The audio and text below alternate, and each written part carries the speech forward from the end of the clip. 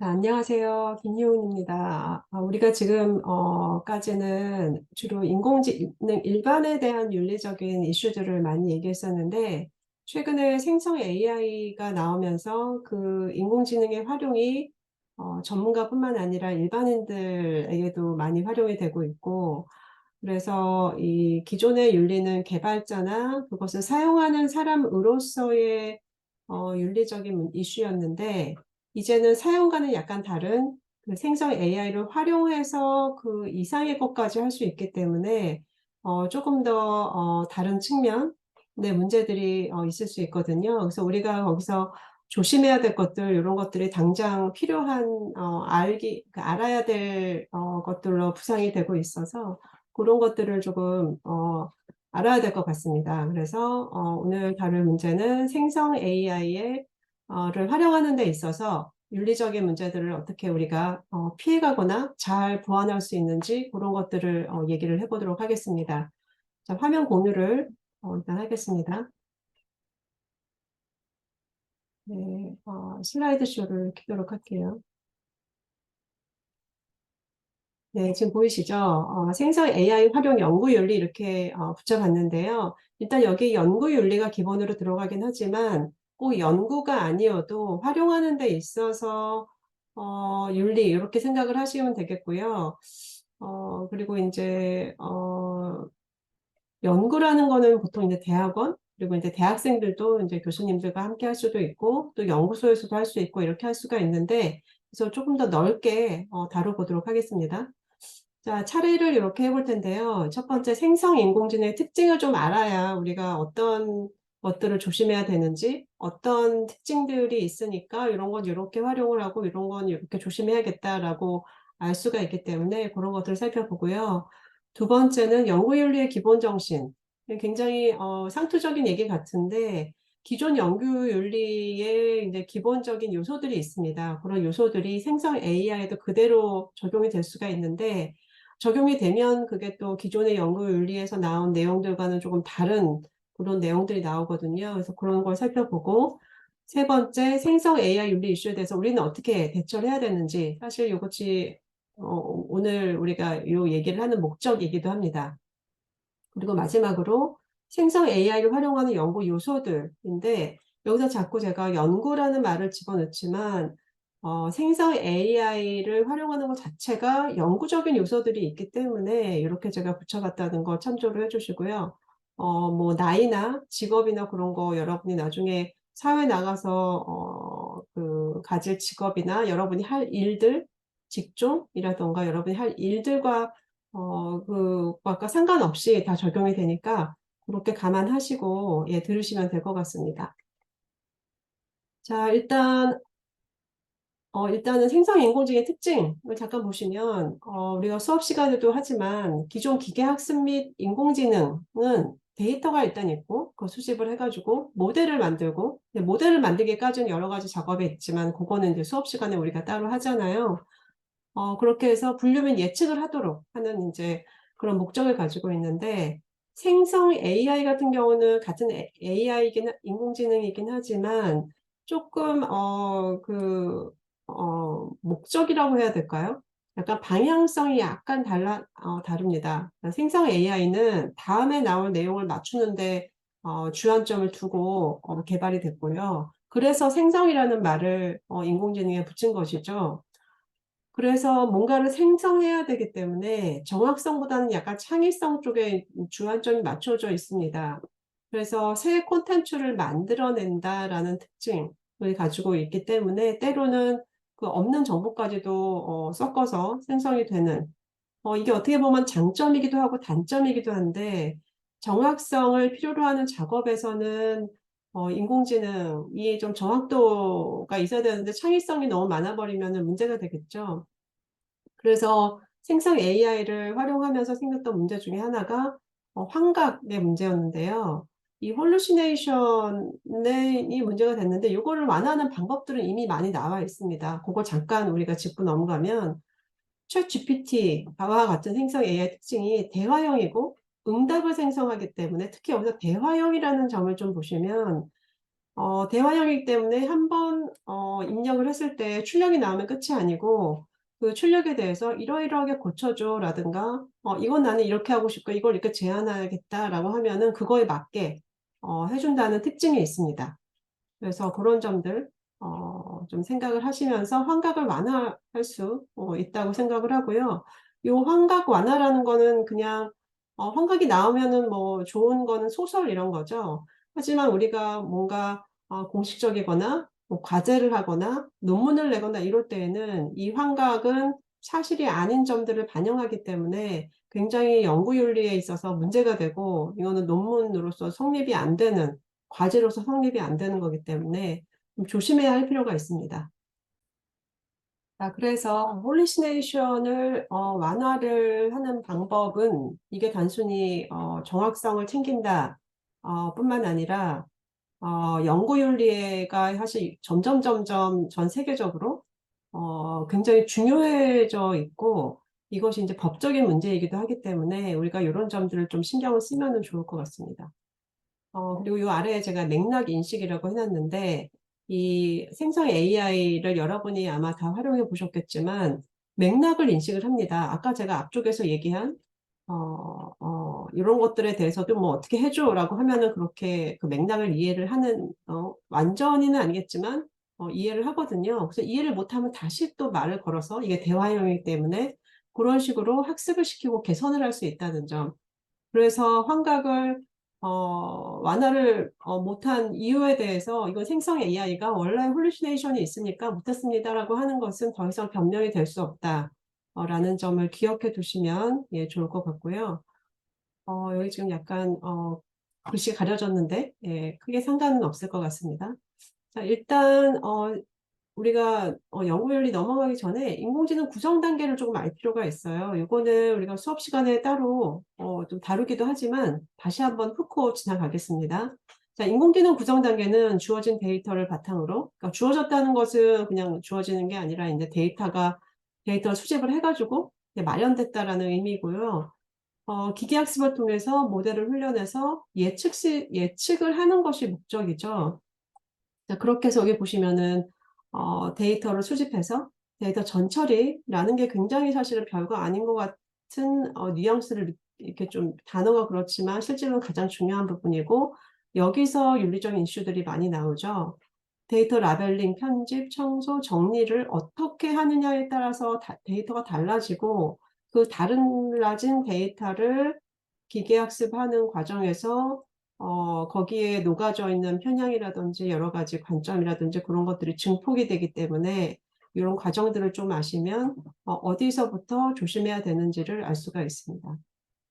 그다음에 요거는 그 수업 시간에도 다루는데요. 굉장히 대표적으로 많이 다루어지기도 하고 수업 시간에도 제가 요 컴파스는 이것이 그냥 일반 인공지능이든 아니면 생성 인공지능이든 상관없이 다 적용이 됩니다. 자 여기서 지금 머신 바이어스라고 이제는 말을 할 정도까지 지금 왔는데요. 인제 바이어스가 더 이상 인문사회적인 단어가 아닙니다. 그 정도로 인제 인문사회적인 이슈가 기계, 컴퓨터, 인공지능과 결합됐다는 이제 그런 시대에 와 있고요. 이거는 컴파스는 인제 범죄 위험 예측 알고리즘으로 많이 벌써 한 10 년? 10 년이 벌써 돼 가고 있어요. 여기 보시면은 여기 기사에 잠깐 보시면 아래쪽에 2014년 얘기가 나오거든요. 벌써 10 년이 됐죠. 근데 기사는 2016 년이고요. 자 이 컴파스가 범죄 위험 예측 알고리즘인데 굉장히 잘 됐습니다. 실제로 범죄율을 줄여 줬거든요. 그래서 잘 쓰다가 근데 연구자들이 "이게 좀 혹시나 어떻게 만들어졌는지 보자."라고 해서 봤더니 백인과 흑인에 대한 그 가중치 설정이라든지 기준 설정이 굉장히 좀 편향이 되어 있었기 때문에 문제가 됐던 아주 유명한 사례입니다. 여기서 인제 우리가 알 수 있는 거는 이제 구체적으로 들어가면 흑인은 편파적으로 인제 고위험군으로 했고 백인을 부당하게 많은 수가 저위험군으로 편향이 굉장히 심한 거죠. 근데 제가 앞에서 아까 이 콤파스라는 요 AI 프로그램이 실제로 이걸 적용했을 때 범죄율을 낮춰줬다고 했잖아요. 그거와는 요거랑은 좀 독립적으로 상관이 없는 겁니다.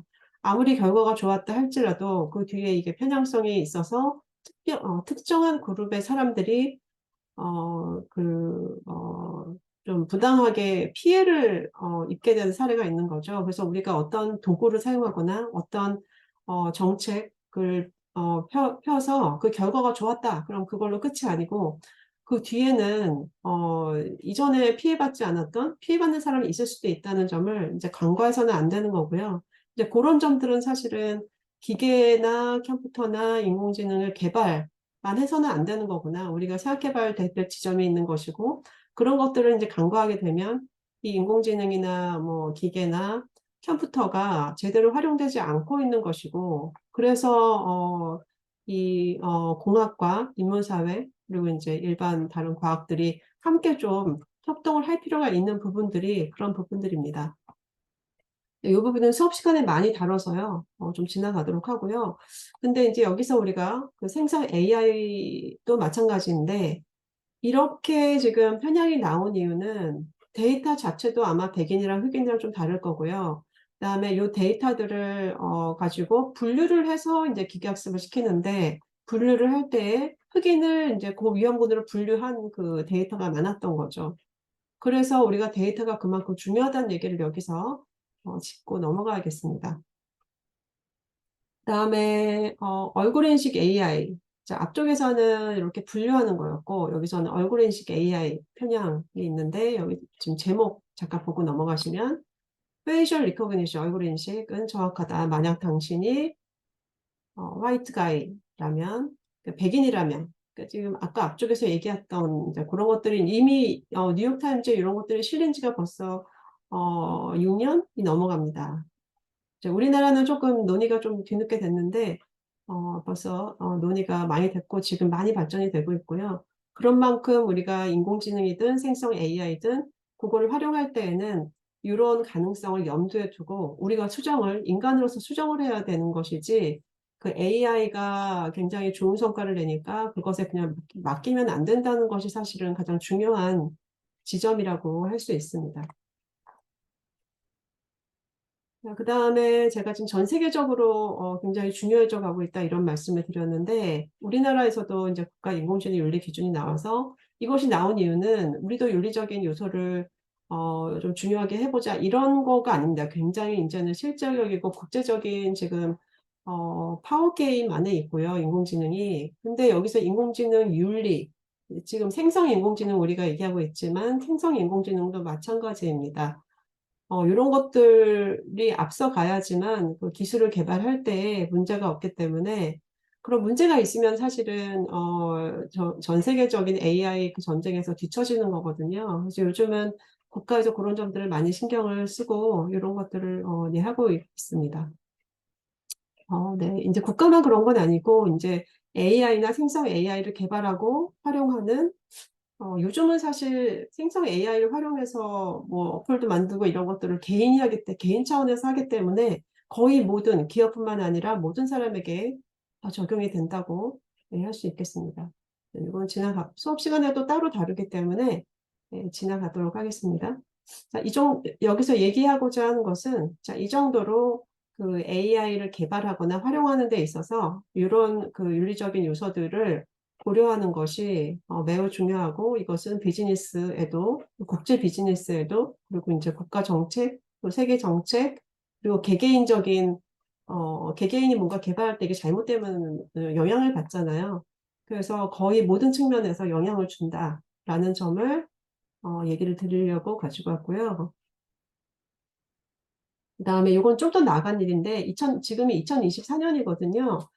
이게 올해부터 이제 시범적으로 적용이 됩니다. 여기 보시면은 TTA라고 한국정보통신기술협회에서는 보통 기술 표준을 만들고 뭐 이렇게 하는 곳인데 여기서 AI 신뢰성 민간 자율 인증 기준들을 만들어서 그 AI를 개발하거나 그 활용하는 기업들의 일단 이걸 적용해가지고 점검을 한다고 합니다. 그러니까 이렇게 한다는 거는 앞으로 이제 법적으로 또 뭔가 마련된다는 얘기고 그 전 단계로서 이런 것들을 하는 것이죠. 그러니까 이런 것들을 수업 시간에 굉장히 구체적으로 중점적으로 다룰 것이기 때문에 얘기 안 하고 넘어가겠습니다. 자, 두 번째, 연구윤리의 기본 정신과 생성 AI 이슈인데요. 자, 제가 아까 연구윤리는 원래 그 중요하게 강조하는 지점들이 있거든요. 그것이 대표적으로 정확성, 진실성, 독창성 이렇게 나오는데 제가 위에다가 최근에 추가된 공정성 얘기를 했습니다.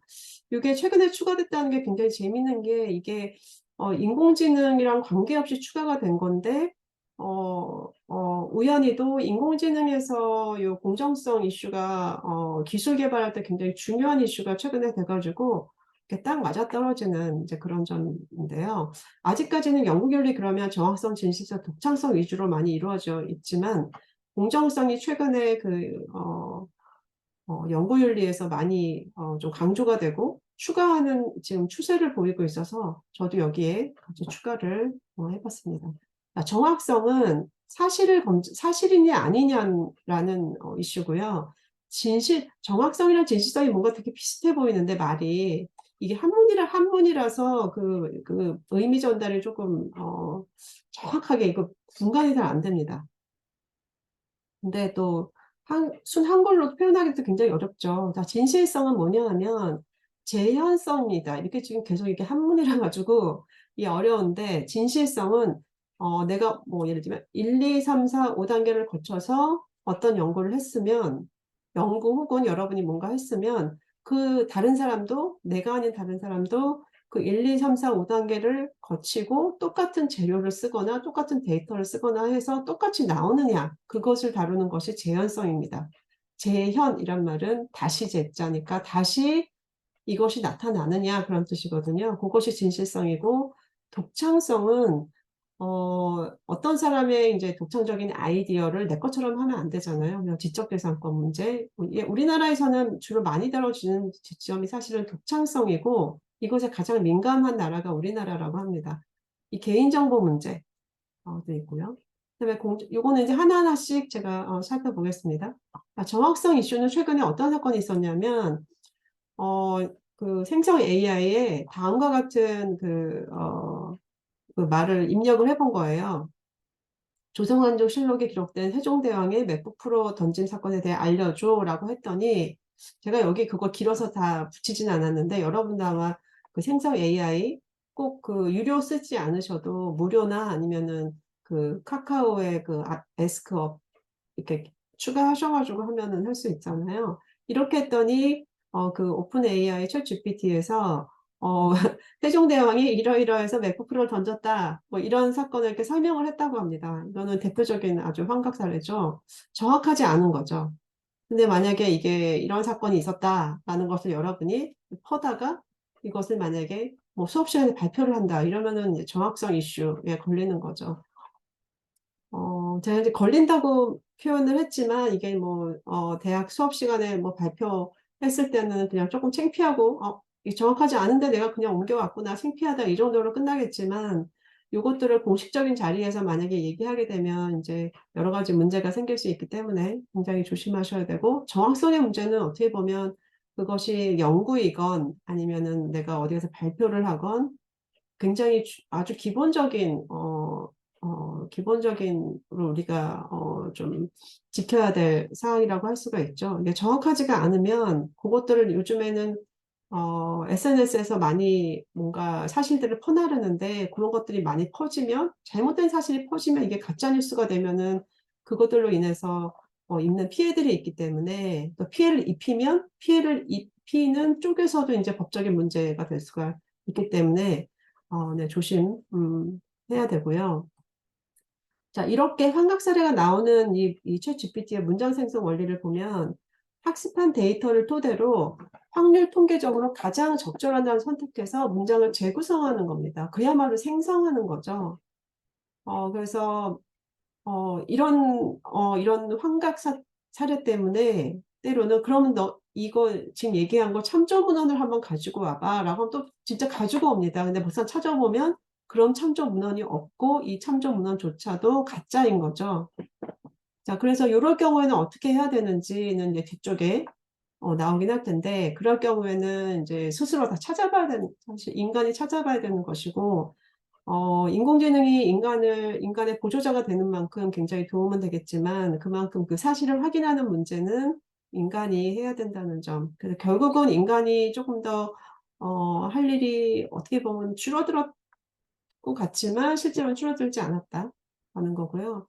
그래서 사실을 반영하는 검색을 할 것인지 창의적인 생성을 할 것인지 인제 요거를 잘 프롬프트로 잘 해서 해야 되는 거고요. 자, 그다음 이슈는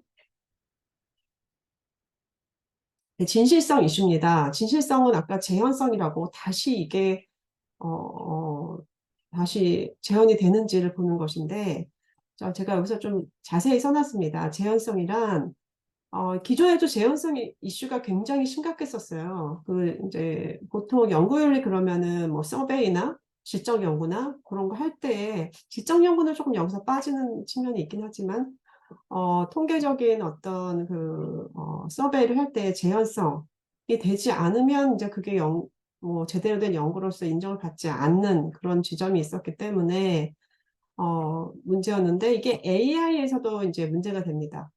이제 AI에서의 제한성이란 동일한 환경 내에서 동일한 데이터셋하고 동일한, 제가 여기 동일한을 뺐는데 동일한 AI 알고리즘을 해야 돼요. 예를 들면은 챗GPT도 버전이 있잖아요. 근데 여러분이 만약에 과제를 하거나 나중에 연구를 하거나 할 때 "나는 이런 데이터셋을 사용하고 챗GPT의 3.5 버전 내서 이걸 했다."라고 이렇게 얘기를 해야 되는데 인제 그걸 얘기를 안 하면은 다른 사람은 사에서 그걸 다시 한번 재현해 볼 수도 있기 때문에 이거는 반드시 밝혀야 됩니다, 재현성을 위해서는. 그래서 요런 걸 사용해서 동일하거나 유사한 결과를 얻을 수 있는 능력을 얘기하는 게 재현성이거든요. 그래서 여기 지금 여기라는 거는 잘못 오타가 나온 것 같고, 그래서 어떤 것이 필요하냐면 데이터 세트가 필요하고 AI 알고리즘, 그다음에 환경. 여기 지금 보시면은 소프트웨어 및 하드웨어 이런 게 나왔는데 요거는 그 여러분이 사용하시는 AI 생성 AI에 거기에 나와 있거든요. 근데 고런 것들을 인용하시면, 근데 요런 걸 왜 해야 되냐 하면은 지금 생성 AI도 계속 개발이 더 잘할 수 있도록 개발이 되고 있기 때문에 요런 소프트웨어 버전이나 그쪽, 그러니까 개발한 쪽에서 사용하는 고런 버전들이 바뀔 수가 있습니다. 그래서 이게 정확하게 진실성 이슈를 위해서 재현을 하려면은 요런 것들도 명기를 해 두는 것이 쪼끔 더 용이하겠죠. 그래서 AI 시스템에서 재현성을 달성하려면 이 세 가지 구성 요소 모두의 변경 사항을 추적하고 기록해야 됩니다. 그래서 요 재현성 이슈는 항상 기록하고, 그것도 기록도 굉장히 상세하게 하는 것, 그 당시에 어떻게 활용하고 어떤 도구를 어떤 버전을 활용했는지 이런 걸 기록하는 것이 중요하다고 나와 있습니다. 그래서 재현성을 통해서, 근데 재현성이 왜 중요하냐 하면 그래서 결국은 오류를 발생시키지 않도록 하기 위해서 그렇게 하는 것이죠. 네, 독창성 이슈입니다. 독창성은 어떤 관련된 사례가 있었냐면 그 뉴욕타임즈에서 굉장히 최근 예인데요. 오픈 AI, 그러니까 챗 GPT를 만든 오픈 AI 및 마이크로소프트를 실제로 고소했습니다. 지금 이게 끝났는지 좀 봐야 되는데요.